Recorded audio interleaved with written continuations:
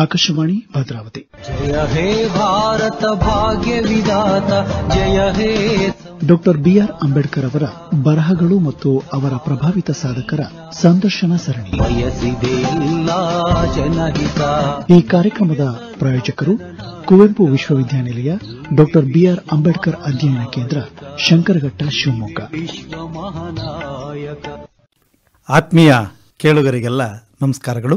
Doctor B R Ambedkar ಅವರ ವಿಚಾರಗಳ ಪ್ರಭಾವಿತ ಸಾಧಕರ ಸಂದರ್ಶನ ಸರಣಿ ಕಾರ್ಯಕ್ರಮದಲ್ಲಿ ಇವತ್ತು ನಾವು ಮೈಸೂರು ವಿಶ್ವವಿದ್ಯಾಲಯದ ಪ್ರಾಧ್ಯಾಪಕರಾಗಿರುವಂಥ ಡಾಕ್ಟರ್ ಎಂ.ಎಸ್. ಶೇಖರ್ ಸರ್ ಅವರ ಜೊತೆಯಲ್ಲಿದ್ದೇವೆ. Doctor M S. ಶೇಖರ್ ಸರ್ ಅವರು ಮೂಲತಃ ಹಾಸನ ಜಿಲ್ಲೆಯ ಮಲ್ಲಿಗೆವಾಳು ಗ್ರಾಮದವರು. ತಾಯಿ ದೇವಮ್ಮ, ತಂದೆ ಸಿದ್ದಯ್ಯ. ಮೈಸೂರು ವಿಶ್ವವಿದ್ಯಾಲಯದ ಮಾನಸ ಗಂಗೋತ್ರಿಯ ಕುವೆಂಪು ಕನ್ನಡ ಅಧ್ಯಯನ ಸಂಸ್ಥೆಯಲ್ಲಿ ಕನ್ನಡ MA ಪದವಿಯನ್ನು 1988ರಲ್ಲಿ ಪಡೀತಾರೆ. UGC ಶಿಷ್ಯ ವೇತನದಲ್ಲಿ ಸಂಶೋಧನೆ ನಡೆಸಿ ಮೈಸೂರು ವಿಶ್ವವಿದ್ಯಾಲಯದಿಂದ PhD ಪದವಿಯನ್ನು ಪಡೀತಾರೆ.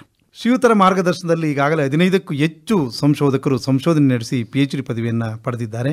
ಮೈಸೂರು ವಿಶ್ವವಿದ್ಯಾಲಯದ ಹಾಸನದ ಸ್ನಾತಕೋತ್ತರ ಕೇಂದ್ರ ಹೇಮಗಂಗೋತ್ರಿಯಲ್ಲಿ ಅಧ್ಯಾಪಕರಾಗಿ, ಪ್ರವಾಚಕರಾಗಿ, ಮುಖ್ಯಸ್ಥರಾಗಿ, ಕೇಂದ್ರದ ಸಂಯೋಜನಾಧಿಕಾರಿಗಳಾಗಿ, ಮೈಸೂರು ವಿಶ್ವವಿದ್ಯಾಲಯದ ಮಂಡ್ಯ ಸರ್.ಎಂ.ಇ. ಸ್ನಾತಕೋತ್ತರ ಕೇಂದ್ರದಲ್ಲಿ ಕನ್ನಡ ಪ್ರಾಧ್ಯಾಪಕ ಹಾಗೂ ವಿಭಾಗದ ಮುಖ್ಯಸ್ಥರಾಗಿ, ಸರ್.ಎಂ.ಇ. ಸ್ನಾತಕೋತ್ತರ ಕೇಂದ್ರದ ನಿರ್ದೇಶಕರಾಗಿ ಸೇವೆಯನ್ನು ಸಲ್ಲಿಸಿರುವಂಥವರು. ಅದಲ್ಲದೆ ಮೈಸೂರಿನ ಕರ್ನಾಟಕ ಗಂಗೂಬಾಯಿ ಹಾನಗಲ್ ಸಂಗೀತ ಮತ್ತು ಪ್ರದರ್ಶಕ ಕಲೆಗಳ ವಿಶ್ವವಿದ್ಯಾಲಯದ ಪರೀಕ್ಷಾಂಗ ಕುಲಸಚಿವರಾಗಿ ಕೂಡ ಕಾರ್ಯವನ್ನು ನಿರ್ವಹಿಸಿರುವಂಥವರು.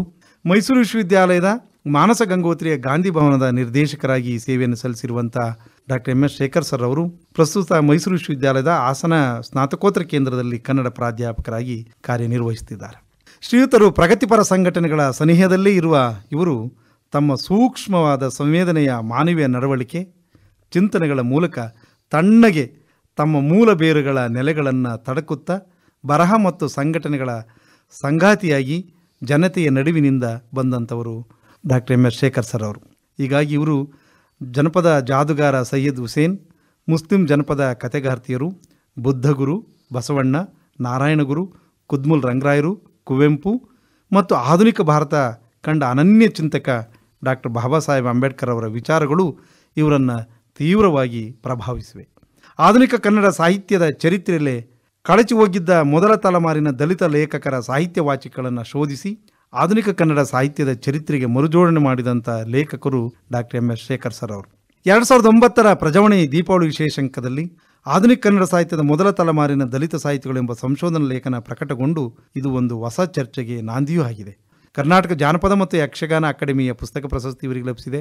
ಅದಲ್ಲದೆ ದಿನಕರ ದೇಸಾಯಿ ಕಾವ್ಯ ಪ್ರಶಸ್ತಿ, ಕವಿ KS.ನ ಕಾವ್ಯ ಪ್ರಶಸ್ತಿ, ಡಿ ಗೋವಿಂದಾಸ್ ಕಾವ್ಯ ಪ್ರಶಸ್ತಿ, ದಲಿತ ಸಾಹಿತ್ಯ ಪರಿಷತ್ತಿನ ಗೌರವ ಪ್ರಶಸ್ತಿ, ಅದಲ್ಲದೆ ಹಾಸನ ಜಿಲ್ಲಾ ಕನ್ನಡ ಸಾಹಿತ್ಯ ಸಮ್ಮೇಳನದ ಅಧ್ಯಕ್ಷತೆಯ ಗೌರವ ಕೂಡ ಶ್ರೀಯುತರಿಗೆ ದೊರೆತಿರುವಂಥದ್ದು. ನಿಮಗೆ ಈ ಒಂದು ಸರಣಿ ಕಾರ್ಯಕ್ರಮಕ್ಕೆ ಹೃದಯಪೂರ್ವಕವಾದಂಥ ಸ್ವಾಗತ ಮತ್ತು ನಮಸ್ಕಾರಗಳು ಸರ್. ನಮಸ್ಕಾರ. ಹೀಗೆ ಬಹಳ ಮುಖ್ಯವಾಗಿ ಅಂಬೇಡ್ಕರ್ ಅವರು ತುಂಬ ಪ್ರಭಾವ ಬೀರಿರುವಂಥದ್ದು ನಿಮ್ಮ ಬರಹದೊಳಗೆ ನಮಗೆ ಕಾಣಿಸ್ತಿದೆ. ಹಾಗಾಗಿ ಡಾಕ್ಟರ್ BR ಅಂಬೇಡ್ಕರ್ ಅಂದ್ರೇ ಒಂದು ದೊಡ್ಡ ಜ್ಞಾನದ ಶಕ್ತಿ, ವಿಶ್ವಜ್ಞಾನಿ ಅಂತ ಅಭಿಧಾನಕ್ಕೆ ಪಾತ್ರರಾಗಿರುವಂಥವ್ರು ಅಂಬೇಡ್ಕರ್ ಅವರು. ಹಾಗಾಗಿ ಅಂಬೇಡ್ಕರ್ ಅವರು ಎಲ್ಲ ಪ್ರಗತಿಗೆ ನಾಂದಿ ಯಾವುದಂದರೆ ವಿದ್ಯೆ ಅಂತ ಹೇಳ್ತಾರೆ. ಅಂಥ ಅಂಬೇಡ್ಕರ್ ಹೇಳಿದಂತೆ ವಿದ್ವತ್ತನ್ನು ಪಡೆದಿರುವಂಥ ತಾವುಗಳಿಗೆ ಅಂಬೇಡ್ಕರ್ ಅವರು ಯಾವ ಸಂದರ್ಭದಲ್ಲಿ ಅವರ ವಿಚಾರಧಾರೆಗಳು, ಅವರ ಜೀವನ ಸಿದ್ಧಾಂತಗಳು ತಮ್ಮ ಬದುಕಿನಲ್ಲಿ ಪ್ರವೇಶ ಪಡೆದವು ಸರ್? ತಂದೆಯಿಂದ ಗಾಂಧೀಜಿ ಫೋಟೋ ನಮ್ಮ ಮನೆಗೆ ಬಂದಿತ್ತು. ನಾನು ಕಾಲೇಜು ಮಟ್ಟಕ್ಕೆ ಹೋದಾಗ ವಿದ್ಯಾರ್ಥಿಸಿಂದಲೇ ಚಳವಳಿಲಿದ್ದ ಕಾರಣಕ್ಕಾಗಿ ಡಾಕ್ಟರ್ ಬಾಬಾ ಸಾಹೇಬ್ ಅಂಬೇಡ್ಕರ್ ಅವರ ಭಾಳ ಸುಂದರವಾದ ಒಂದು ಫೋಟೋವನ್ನು ನಾನು ನಮ್ಮ ಮನೆಗೆ ತಗೊಂಡು ಹಾಕಿದ್ದೆ.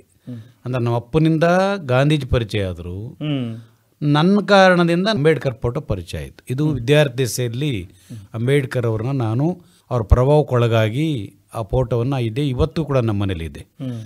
ಆಮೇಲೆ ನಾನು ತಾಳ್ಮೆಯಿಂದ, ಬಹು ವಿವೇಕದಿಂದ, ಶ್ರದ್ಧೆಯಿಂದ ಅಂಬೇಡ್ಕರ್ ಅವ್ರ ಪ್ರಭಾವಕ್ಕೊಳಗಾದಾಗ ನನಗನಿಸಿದ್ದು ಡಾಕ್ಟರ್ ಬಾಬಾ ಸಾಹೇಬ್ ಅಂಬೇಡ್ಕರ್ ಅವರು ದಲಿತರಿಗೆ ಮಾತ್ರ ಅಲ್ಲ, ಡಾಕ್ಟರ್ ಬಾಬಾ ಸಾಹೇಬ್ ಅಂಬೇಡ್ಕರ್ ಅವರು ಜಯಂತಿಯನ್ನು ವಿಶ್ವಸಂಸ್ಥೆ ವಿಶ್ವಜ್ಞಾನ ದಿನ ಅಂತ ಆಚರಿಸುತ್ತೆ. ಆ ದೃಷ್ಟಿಯಿಂದ ಡಾಕ್ಟರ್ ಬಾಬಾ ಸಾಹೇಬ್ ಅಂಬೇಡ್ಕರ್ ಅವರು ಇಡೀ ವಿಶ್ವಕ್ಕೆ ಪ್ರಭಾವವನ್ನು ಬೀರಿದಂಥವ್ರು. ಅವರ ಜ್ಞಾನ ಶಾಖೆಗಳನ್ನು ಕುರಿತು ಇಡೀ ವಿಶ್ವ ಗೌರವಿಸ್ತದೆ.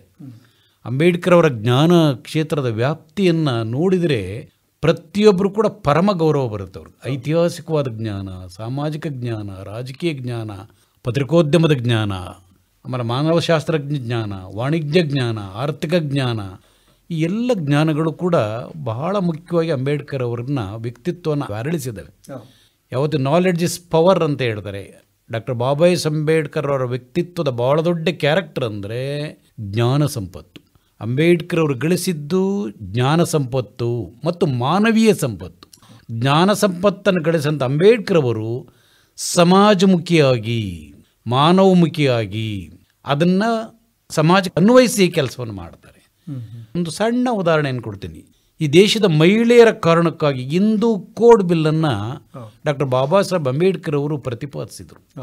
ಈ ದೇಶದ ಮಹಿಳೆಯರ ಬಗ್ಗೆ ತಾಯ್ತನದಿಂದ ಎಲ್ಲ ಜಾತಿಯ ಹೆಣ್ಣುಮಗಳು ನಾ ಸ್ತ್ರೀ ಸ್ವತಂತ್ರಂ ಅಂತ ಇತ್ತು, ಸತಿ ಸಾಗಮನಂತ ಹೀನ ಪದ್ಧತಿ ಇತ್ತು, ಮತ್ತು ಪಿತ್ರಾರ್ಜಿತಿಲ್ಲ ಆಸ್ತಿ ಇರಲಿಲ್ಲ, ಸಮಾನ ಹಕ್ಕುಗಳಿರಲಿಲ್ಲ, ಮೌಢ್ಯಗಳಿಗೆ ಬಲಿಯಾಗ್ತಿದ್ರು. ಅದನ್ನು ಗಾಢವಾಗಿ ಅಧ್ಯಯನ ಮಾಡಿದ ಡಾಕ್ಟರ್ ಬಾಬಾ ಸಾಹೇಬ್ ಅಂಬೇಡ್ಕರ್ ಅವರು ಎಂಗುರುಳಿನ ಚಿಂತಕರು. ಈ ದೇಶದ ಪ್ರಜಾಸಂಖ್ಯೆ ಅರ್ಧದಷ್ಟಿರುವ ಹೆಣ್ಮಕ್ಕಳ ಅಸ್ಮಿತೆಗಾಗಿ ಹಿಂದೂ ಕೋಡ್ ಬಿಲ್ಲನ್ನು ತಂದರು. ಇದು ಭಾಳ ದೊಡ್ಡ ಬೆಲೆ ಕಟ್ಟಲಾರದ ಚಿಂತನೆ ಅದು. ಈ ಸಮಾಜ ಘನತೆಯಿಂದ, ಗೌರವದಿಂದ ಪ್ರತಿಯೊಬ್ಬ ಮನುಷ್ಯ ಕೂಡ ಮಾನವೀಯವಾಗಿ ಬದುಕಬೇಕಾದ್ರೆ, ಸಹಜ ಬದುಕಬೇಕಾದ್ರೆ ಪ್ರತಿಯೊಬ್ಬರಿಗೂ ಶಿಕ್ಷಣದ ಅರಿವು ಇರಬೇಕು, ಸಮಾನತೆ ಇರಬೇಕು.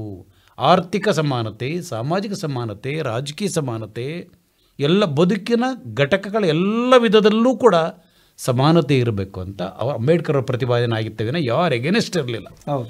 ಅಂಬೇಡ್ಕರ್ ಅವರಿಗೆ ಅರ್ಥವಿಲ್ಲದ ಅಜ್ಞಾನ ಮೌಢ್ಯಗಳನ್ನು ವಿರೋಧಿಸಿದರೆ ವಿನ ಮಾನವೀಯವಾಗಿರ್ತಕ್ಕಂಥ ಎಲ್ಲ ಜಾತಿಯ ಪ್ರಜ್ಞಾವಂತರು ಭಾರತದಲ್ಲಿ ನಡೆದಂಥ ಬಹಳ ದೊಡ್ಡ ಹೋರಾಟಗಳಲ್ಲಿ ಚೌಡರಿಕೆರೆ, ಅದು ಕಾಳಾರಾಮ್ ದೇವಸ್ಥಾನ ಪ್ರವೇಶ ಮಾಡೋದಿದೆಯಲ್ಲ, ಇಂಥ ಚಾರಿತ್ರಿಕವಾದ ಹೋರಾಟಗಳ ಹಿಂದೆ ಸಾವಿರಾರು ಜನ ದಲಿತೇತರರು ಅಂಬೇಡ್ಕರ್ ಅವರನ್ನು ಫಾಲೋ ಮಾಡಿದರು. ಅಂದರೆ ಅಂಬೇಡ್ಕರ್ ಅವರ ಆಲೋಚನಾ ಕ್ರಮಗಳು ಇಡೀ ಸಮಾಜವನ್ನು ಕಣ್ತೆರೆಸುವಂಥ ಚಿಂತನೆಗಳು ಇದ್ದವು ಅವ್ರ ವ್ಯಕ್ತಿತ್ವದಲ್ಲಿ. ಅವು ಬಹಳ ಮುಖ್ಯ. ತಾವು ಪದವಿ ಅಧ್ಯಯನ ಮಾಡುವಂಥ ಸಂದರ್ಭದಲ್ಲಿ ಅಂಬೇಡ್ಕರ್ ಪರಿಚಯ ಆಯಿತು ನಿಮಗೆ? ನಾನು ವಿದ್ಯಾರ್ಥಿ ದೆಸೆಯಿಂದಲೇ ಕಾಲೇಜು ಮಟ್ಟಕ್ಕೆ ಹೋದಾಗ ನಾನು ಒಂದು ಹೆಸರು ನೆನಪು ಮಾಡ್ತೀನಿ. ಬಿ ವಿ ಚಂದ್ರಪ್ರಸಾದ್ ತ್ಯಾಗಿ ಅವರು ಪ್ರಜ್ಞೆಯನ್ನು ಬೆಳೆಸ್ತವರು, ಅಂಬೇಡ್ಕರ್ ವಿಚಾರಧಾರೆಯನ್ನು ಕೊಟ್ಟವರು, ನಮ್ಮ ಹತ್ತಿರದ ನೆಂಟರಾದಂಥ ಬಿ ವಿ ಚಂದ್ರಪ್ರಸಾದ್ ತ್ಯಾಗಿ ಅವರು. ಅವರು ನಮ್ಮನ್ನೆಲ್ಲ ವಿದ್ಯಾರ್ಥಿ ದೆಸೆಯಲ್ಲಿ ಚಳವಳಿಯನ್ನು ಕಟ್ಟಲಿಕ್ಕೆ ಬಹಳ ದೊಡ್ಡ ಕೆಲಸವನ್ನು ಮಾಡಿದ್ರೆ ಅವ್ರ ಪ್ರಭಾವಕ್ಕೆ ನಾವು ಒಳಗಾಗಿದ್ವಿ. ಒಂದು ಓದಿನಲ್ಲಿ ಶಿಸ್ತು, ಸಂಘಟನೆಯಲ್ಲೂ ಕೂಡ ಶಿಸ್ತಿರಬೇಕು. ಶಿಸ್ತು ಅನ್ನೋದು ಕೆಲವು ವಿದ್ಯಾರ್ಥಿಗಳಿಗೆ ಮಾತ್ರ ಅಲ್ಲ. ಹೌದೌದು.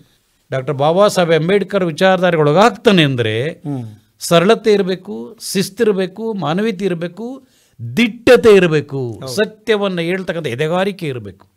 ಎಂಥವರು ಕೂಡ ಸತ್ಯದ ಮುಂದೆ ಅಸತ್ಯ ಸೋಲ್ತದೆ. ಇವತ್ತು ಅಂಬೇಡ್ಕರ್ ಅವರು ಯಾಕೆ 100 ವರ್ಷಗಳಾದರೂ ಇರ್ತಾರೆ ಅಂದರೆ ಸತ್ಯದ ಮುಂದೆ ಅಸತ್ಯ ಸೋಲ್ತದೆ. ಖಂಡಿತ ಸರ್. ನೀವು ಗರಿಕೆಯನ್ನು ಕವನ ಸಂಕಲನ ಪ್ರಕಟಿಸ್ತೀರಿ. ಆ ಗರಿಕೆ ಕವನ ಸಂಕಲನದಲ್ಲಿ ತಾವೊಂದು ಪದ್ಯ ಬರೀತೀರಿ. ಹುಟ್ಟೂರೆಂದರೆ ನನಗೆ ಎಲ್ಲಿಲ್ಲದ ಭಯ, ಹುಟ್ಟೂರೆಂದರೆ ನನಗೆ ಎಲ್ಲಿಲ್ಲದ ಭಯ, ಗೊಣ್ಣೆ ತೆಗೆಯಲು ಬಾರದ, ಚಡ್ಡಿ ಹಾಕಲು ಬಾರದ ಪಟೇಲ್ನ ಪೋರನೊಬ್ಬ ಶತಾಯಿಷಿ ನನ್ನ ಅಜ್ಜನನ್ನು ಏಕವಚನದಲ್ಲಿ ಕರೆಯುತ್ತಾನೆಂದು ಹುಟ್ಟೂರೆಂದರೆ ನನಗೆ ಎಲ್ಲಿಲ್ಲದ ಭಯ ಅಂತ ತಾವು ಬರಿತೀರಿ. ಆ ಇಡೀ ಕವನ ಸಂಕಲನವನ್ನು ನೋಡ್ತಾ ಹೋದರೆ ತಾವು ಅನುಭವಿಸಿದಂಥ ನೋವುಗಳು, ವೇದನೆಗಳು, ಸಂಕಟಗಳು ಅವೆಲ್ಲವುಗಳು ಕೂಡ ಆ ಕವನ ಸಂಕಲನದಲ್ಲಿ ಅದಾವೆ. ಆ ಸಂಕಲನದ ಬಗ್ಗೆ ತಾವು ತಿಳಿಸ್ತೀರಿ ಸರ್? ನಮ್ಮ ತಾತನ ಕಾಲದಲ್ಲಿ ಒಂದು 10 ರಿಂದ 15-20 ಎಕರೆ ಜಮೀನು ಹೋಲ್ಡರ್ ನಾವು. ಅದು ನನಗೆ ಆ ಥರದ್ದು ವೈಯಕ್ತಿಕವಾದಾಗಿರಲಿಲ್ಲ. ಅದು ನಾನು ಸುತ್ತಮುತ್ತ ನಮ್ಮೂರು ಅನುಭವಿಸ್ತಿದ್ರಲ್ಲ, ಅದು ನನಗೆ ಗಾಸಿತ್ತು. ನಮ್ಮಪ್ಪ ಕುಳವಾಡಿ ಮುಖ್ಯಸ್ಥವನು, ಪಟೇಲ್ ಚೇರ್ಮನಿಯ ಈಕ್ವಲೆಂಟ್ ಸ್ಥಾನ ಅವನಿಗಿತ್ತು. ಕುಳವಾಡಿ ಮುಖ್ಯಸ್ಥನ ಮಗ ನಾನು. 20 ಎಕರೆ ಜಮೀನಿನ ಓನರ್ಗಳು ನಾವು. ನಮಗೆ ಸಹಾಯಕ ಕುಳವಾಡಿಗಳಿದ್ರು, ನಮಗೆ ಎಸ್ಟೇಟ್ಗಳು. ಆ ಥರದ ಪ್ರಭಾವದಲ್ಲಿ ಬೆಳೆದವರು ನಾವು. ವಿಭೂತಿ ಹಾಕಿದರೆ ನಮ್ಮೂರಿನ ವೀರಶೈವ ಕೂಡ, ನಮ್ಮ ಪಕ್ಕದಳ್ಳಿಯ ಒಕ್ಕಲಿಗರು ಕೂಡ ಕೈ ಮುಗಿಯೋರು ನಮ್ಮ ಅಪ್ಪನ ಶಿಸ್ತಿಗೆ. ಅದನ್ನು ಸ್ವಚ್ಛತೆ, ಅದನ್ನು ಶಿಸ್ತು ಮತ್ತು ಅವರ ಒಂದು ಕೃಷಿಯನ್ನು ಮಾಡೋದ್ರಲ್ಲಿ ತೋರ್ತಕ್ಕಂಥ ಪ್ರೀತಿ, ದನಕರುಗಳನ್ನು ಸಾಕ್ತಕ್ಕಂಥ ಪ್ರೀತಿಯಲ್ಲಿ ಏನು ಮೇಲು ಅನ್ಕಳ್ದ ಅವರೆಲ್ಲರೂ ಕೂಡ ನಮ್ಮ ಅಪ್ಪನನ್ನು ಬಹಳ ಸಾತ್ವಿಕವಾಗಿ ಬಹಳ ಗೌರವಿಸ್ತಿದ್ರು. ಅಂಥ ಪರ್ಸನಾಲಿಟಿ ಇದ್ದವರು.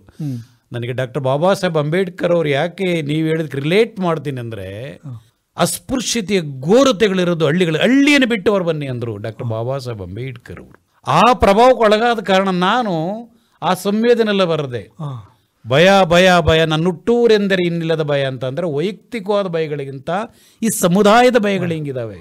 ಎಂಥದೇ ದೊಡ್ಡ ವಿಜ್ಞಾನಿ ಆಗಿರಲಿ, ದೊಡ್ಡ ಸಾಹಿತಿ ಆಗಿರಲಿ, ಅವನನ್ನು ಸಿಂಗ್ಲರ್ ಇಂಥವ್ನ ಮಗ ಅಂತ ಕರೀತಾರೆ. ದೇವನೂರು ಮಹಾದೇವ ಆಗಿರ್ಬೋದು, ಭಾಳ ದೊಡ್ಡ ಇಂಜಿನಿಯರ್ಸ್ ಆಗಿರ್ಬೋದು, ಸಾಫ್ಟ್ವೇರ್ಸ್ ಆಗಿರ್ಬೋದು, ಅವ್ರ ತಾತನ ಸಿಂಗ್ಲರ್ಗೆ ಹಂಗೆ ಕರೀತಿರ್ತಾರೆ. ಆ ಸಂವೇದನೆ ಕುರಿತು ಬರೋದದ್ದು. ಹೌದು. ಆ ಅರ್ಥದಲ್ಲೇ ಅದು ಆ ಪದ್ಯಕ್ಕೆ ಬೇರೆ ಬೇರೆ ಸಾಂಸ್ಕೃತಿಕ ಸಾಮಾಜಿಕವಾದ ನೆಲೆಗಳಿದೆ. ಹಳ್ಳಿಯನ್ನು ಬಿಟ್ಟು ಹೊರ ಬನ್ನಿ ಅಂತಾರಲ್ಲ, ಆ ಸೂಕ್ಷ್ಮತೆ ಆ ಪ್ರಭಾವದಲ್ಲಿದೆ. ನಾನು ಡಾಕ್ಟರ್ ಬಾಬಾ ಸಾಹೇಬ್ ಅಂಬೇಡ್ಕರ್ ವಿಚಾರಗಳು ಹೇಳುವಾಗ, ನಾನೇ ಕುದುಮಲ್ ರಂಗರಾಯರಂತ ಅಂಬೇಡ್ಕರ್ ಅಂತ 50 ವರ್ಷ ದೊಡ್ಡವರ ಬಗ್ಗೆ ನಾನು ಒಂದು ಪುಸ್ತಕ ಬರೆದ್ರೆ, ಆ ಕಾಲಕ್ಕೆ ಅಸ್ಪೃಶ್ಯ ನಿವಾರಣೆಗೆ ಕೆಲಸವನ್ನು ಮಾಡಿದರು ಕುದುಮಲ್ ರಂಗರಂಗರಂತವ್ರು. ಅದೃಷ್ಟ ಡಾಕ್ಟರ್ ಬಾಬಾ ಸಾಹೇಬ್ ಅಂಬೇಡ್ಕರ್ ಅವರ ವಿಚಾರಧಾರೆಗಳ ವಿಸ್ತಾರಗಳಿದಾವಲ್ಲ, ಆ ವಿಸ್ತಾರಗಳ ಬಹಳ ದೊಡ್ಡ ಶಕ್ತಿಗಳಿವೆ, ಬಹಳ ದೊಡ್ಡ ಎಲ್ಲೆಗಳಿವೆ. ಆ ಎಲ್ಲೆಗಳಿಗೆ ವಿಸ್ತರಿಸುವ ದಕ್ಷತೆಗಳು, ತಾಕತ್ತುಗಳು ನಮ್ಮ ಚಿಂತಕರಿಗೆ ಬರಬೇಕಾದ್ರೆ ಮೊದಲು ಚಿಂತಕರು ತಾಳ್ಮೆಯಿಂದ, ವಿವೇಕದಿಂದ ಸರ್ವತೋಮುಖವಾಗಿ ಯೋಚನೆಯನ್ನು ಮಾಡಬೇಕು. ಒಂದು ಸಮಾಜಕ್ಕೆ ಸರ್ವತೋಮುಖತೆ ಬರಬೇಕಾದ್ರೆ ಡಾಕ್ಟರ್ ಬಾಬಾ ಸಾಹೇಬ್ ಅಂಬೇಡ್ಕರ್ ಅಂತವರು ಸರ್ವತೋಮುಖರವರು. ತಮ್ಮ ಇಡೀ ಬರಹದಲ್ಲಿ, ತಮ್ಮ ಇಷ್ಟು ವರ್ಷದ ಬದುಕಿನಲ್ಲಿ ಅತ್ಯಂತ ಪ್ರಭಾವ ಬೀರಿದಂಥ ವ್ಯಕ್ತಿ ಅಂದರೆ ಅಂಬೇಡ್ಕರ್ ಅನ್ನುವಂಥದ್ದು. ಬರಹಗಳ ಹಿಂದಿರುವಂಥ ಶಕ್ತಿನೇ ಅಂಬೇಡ್ಕರ್ ಅಲ್ವಾ ಸರ್? ಹೌದೌದು, ಅನುಮಾನವೇ ಇಲ್ಲ. ಆ ಬಗ್ಗೆ ಏನು ಹೇಳ್ತೀರಿ ಸರ್? ಅಂಬೇಡ್ಕರ್ ಅವರು ವಿಶ್ವದ ಬಹಳ ದೊಡ್ಡ ಆಲದ ಮರ, ಅದು ಜ್ಞಾನದ ಆಲದ ಮರ ಅವರು. ಅಂಥ ಜ್ಞಾನಗಳಲ್ಲಿ ಸಾಂಸ್ಕೃತಿಕ ಜ್ಞಾನ ಕೂಡ ಒಂದು, ಸಾಹಿತ್ಯಿಕ ಜ್ಞಾನ ಕೂಡ ಒಂದು, ಸೃಜನಶೀಲತೆ ಒಂದು ಕೂಡ ಒಂದು. ಅಂಬೇಡ್ಕರ್ ಅವರು ಬಹಳ ದೊಡ್ಡ ಸೃಜನಶೀಲ ಮೇಧಾವಿ. ಸೃಜನಶೀಲತೆ ಎನ್ನೋದು ಅಂಬೇಡ್ಕರ್ ಅವರ ಸ್ವಭಾವ ಆಗಿತ್ತದು. ಅಂಬೇಡ್ಕರ್ ಅವರು ಈ ದೇಶದ ಜನಪದ ಕಲೆಗಳ ಬಹಳ ದೊಡ್ಡ ರಕ್ಷಕ ಅಂದ್ರೆ ಡಾಕ್ಟರ್ ಬಾಬಾ ಸಾಹೇಬ್ ಅಂಬೇಡ್ಕರ್. ಜನಪದ ಕಲೆಗಳಲ್ಲಿ ಅಂಬೇಡ್ಕರ್ ಇದ್ದಾರೆ, ಜನಪದ ಹಾಡುಗಳಲ್ಲಿ ಇದ್ದಾರೆ. ಅದಕ್ಕೆ ಮಾನ್ಯತೆ ಸಿಕ್ತು ಅಂದ್ರೆ ಅಂಬೇಡ್ಕರ್ ಅವರ ಚಿಂತನೆಗಳಿಂದ, ವಿಚಾರಧಾರೆಗಳಿಂದ, ಅವರ ಒಂದು ಸ್ವಂತಿಕೆಯಿಂದ, ಮಹಾನ್ ಚಿಂತನೆಗಳ ಕಾರಣಕ್ಕಾಗಿ ಸಾಧ್ಯ ಆಗ್ತದೆ. ಇವತ್ತು ಸಾಲಮರದ ತಿಮ್ಮಕ್ಕನನ್ನ ಅಮೆರಿಕದಲ್ಲಿ ಗೌರವಿಸ್ತಾರಂತಂದ್ರೆ ಎಲ್ಲಿ ಬಂದ ಪ್ರತಿಭೆ ಅದು? ಒನಕೆ ಓಬವ್ವ ಎಲ್ಲಿ ಬಂದ ಪ್ರತಿಭೆ ಅದು? ಇಂಥ ಪ್ರತಿಭೆಗಳಿಗೆ ಗೌರವ ಸಿಗಬೇಕಾದ್ರೆ ಈ ತರದ ಅಂಬೇಡ್ಕರ್ ಅವರ ಎಚ್ಚರದ ಚಿಂತನೆಗಳು ಅವೆಲ್ಲ ಶಕ್ತಿಗಳಿಗೆ ಕಾರಣ ಇದೆ. ಅಂಬೇಡ್ಕರ್ ಮಹಾದೊಡ್ಡ ಹೆದ್ದಾರಿಯ ಚಿಂತಕ, ಆಳುವ ಗದ್ದೆಯನ್ನು ಮಾಡಿದಂಥವ್ರು, ಮಹಾನ್ ಹೆದ್ದಾರಿಯಲ್ಲಿ ವಿಚಾರವನ್ನು ಮಂಡಿಸಂಥವ್ರು, ನೇರವಾಗಿದ್ದರು. ಯಾಕೆಂದ್ರೆ ಅವ್ರ ಮನಸ್ಸು ಅಷ್ಟು ಸ್ವಚ್ಛವಾಗಿತ್ತು, ಅವ್ರ ತಾಯಿತನ ಇತ್ತು. ಅವ್ರಿಗೆ ಎಲ್ಲರೂ ಆರೋಗ್ಯವಾಗಿರಬೇಕು, ಎಲ್ಲರೂ ಸಮಾನವಾಗಿರಬೇಕು, ಹೆಣ್ಮಕ್ಳಾದಿಯಾಗಿ ಇರಬೇಕು, ಟ್ರೈಬಲ್ಸ್ಗಳು ನೋ ಡಿಸ್ಕ್ರಿಮಿನೇಷನ್. ಅಂಥ ಶಕ್ತಿ ಬಹಳ ಕಡಿಮೆ ಬರೋದು. ಅಂಬೇಡ್ಕರ್ ಅವ್ರನ್ನ ಕೊನೆ ಕ್ಷಣದಲ್ಲಿ ಸಂತನಾಗಿ ಬುದ್ಧ ಧರ್ಮದ ಇದಕ್ಕೆ ಹೋದ್ರೆ ಅದು ಕೂಡ ಬಹಳ ಮುಖ್ಯ. ಬುದ್ಧ ಅಂದ್ರೆ ಪ್ರಕೃತಿ, ಬುದ್ಧ ಅಂತ ಅಂದ್ರೆ ಪ್ರೀತಿ, ಪ್ರೇಮ, ಕರುಣೆ, ದಯೆ. ಅಂಥ ದಯೆ ಎಲ್ಲ ಚೈತನ್ಯಗಳನ್ನು ಕಂಡಿಡ್ಕೊಂಡಿದ್ರು ಡಾಕ್ಟರ್ ಬಾಬಾ ಸಾಹೇಬ್. ಅಲ್ಲಿ ಬುದ್ಧನನ್ನ ಒಂದು ರೀತಿ ಇಡೀ ವಿಶ್ವಕ್ಕೆ ಇನ್ನೊಂದು ಮರುಚಿಂತನೆಯನ್ನು ಕೊಟ್ಟವರು ಡಾಕ್ಟರ್ ಬಾಬಾ ಸಾಹೇಬ್ ಅಂಬೇಡ್ಕರ್. ಖಂಡಿತ ಸರ್. ಡಾಕ್ಟರ್ ಬಾಬಾ ಸಾಹೇಬ್ ಅಂಬೇಡ್ಕರ್ ವಿಚಾರ ಮಾತಾಡ್ತೀನಿ ಅಂತಂದರೆ ಅದಕ್ಕೊಂದು ಪ್ರಾಕೃತಿಕ ಶಕ್ತಿ ಇರ್ತದೆ, ಸಾಮಾಜಿಕ ಶಕ್ತಿ ಇರ್ತದೆ, ನೈಜ ಶಕ್ತಿ ಇರ್ತದೆ, ಆತ್ಮಸಾಕ್ಷಿಯ ಶಕ್ತಿ ಇರ್ತದೆ, ಆತ್ಮಾಭಿಮಾನದ ಶಕ್ತಿ ಇರ್ತದೆ. ಇದು ಅಂಬೇಡ್ಕರ್ನ ನೋಡುವಂಥ ಧೋರಣೆ ಆಗಬೇಕು, ದಿನನಿತ್ಯ ಚಿಂತನೆಗಳೇ ಬೀರಬೇಕು. ಸರ್, ತಾವು ಭಾಳ ಅಂಬೇಡ್ಕರ್ ಅವರ ಒಂದು ವಿಚಾರ ಶಕ್ತಿ ಎಷ್ಟು ಪರಿಣಾಮಕಾರಿಯಾದದ್ದು, ಎಷ್ಟು ಪ್ರಭಾವಕಾರಿಯಾದ್ದು ಅನ್ನುವಂಥದ್ದನ್ನು ತುಂಬ ಅತ್ಯಂತ ಅದ್ಭುತವಾದಂಥ ಚಿಂತನೆಗಳ ಮೂಲಕ ತಮಗೆ ತಿಳಿಸ್ಕೊಟ್ಟಿದ್ರಿ ಸರ್. ನಿಮಗೆ ನಿಜವಾದ ಹೃದಯಪೂರ್ವಕವಾದಂಥ ಧನ್ಯವಾದಗಳು. Thank you doctor Nellikatta Siddesh. ನಮಸ್ಕಾರ. ಎಲ್ಲ ಜನರು ಒಂದೇ, ನೀವೇ ಭಾರತಕ್ಕೆ ತಂದೆ. ಇದುವರೆಗೆ ಡಾಕ್ಟರ್ BR ಅಂಬೇಡ್ಕರ್ ಅವರ ಬರಹಗಳು ಮತ್ತು ಅವರ ಪ್ರಭಾವಿತ ಸಾಧಕರ ಸಂದರ್ಶನ ಸರಣಿಯನ್ನ ಕೇಳಿದಿರಿ. ಸಂದರ್ಶಕರು ಡಾಕ್ಟರ್ ನಲ್ಲಿಕಟ್ಟೆ ಸಿದ್ದೇಶ್, ನಿರ್ದೇಶಕರು ಡಾಕ್ಟರ್ BR ಅಂಬೇಡ್ಕರ್ ಅಧ್ಯಯನ ಕೇಂದ್ರ, ಕುವೆಂಪು ವಿಶ್ವವಿದ್ಯಾಲಯ, ಶಂಕರಘಟ್ಟ, ಶಿವಮೊಗ್ಗ. ಮಾನವೀಯತೆಯ ಮಹಾಹಿಮಾಲಯ ನಿನ್ನೊಡಲ ಜನಪ್ರೀತಿ. ಈ ಕಾರ್ಯಕ್ರಮದ ಪ್ರಾಯೋಜಕರು ಕುವೆಂಪು ವಿಶ್ವವಿದ್ಯಾನಿಲಯ, ಡಾಕ್ಟರ್ BR ಅಂಬೇಡ್ಕರ್ ಅಧ್ಯಯನ ಕೇಂದ್ರ, ಶಂಕರಘಟ್ಟ, ಶಿವಮೊಗ್ಗ.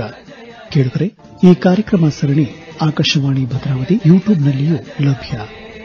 ನಿರ್ಮಾಣ SL ರಮೇಶ್ ಪ್ರಸಾದ್, ನಿರ್ವಹಣೆ SR ಭಟ್. ಕಾರ್ಯಕ್ರಮ ಆಕಾಶವಾಣಿ ಭದ್ರಾವತಿ ಕೇಂದ್ರದ ಕೊಡುಗೆ.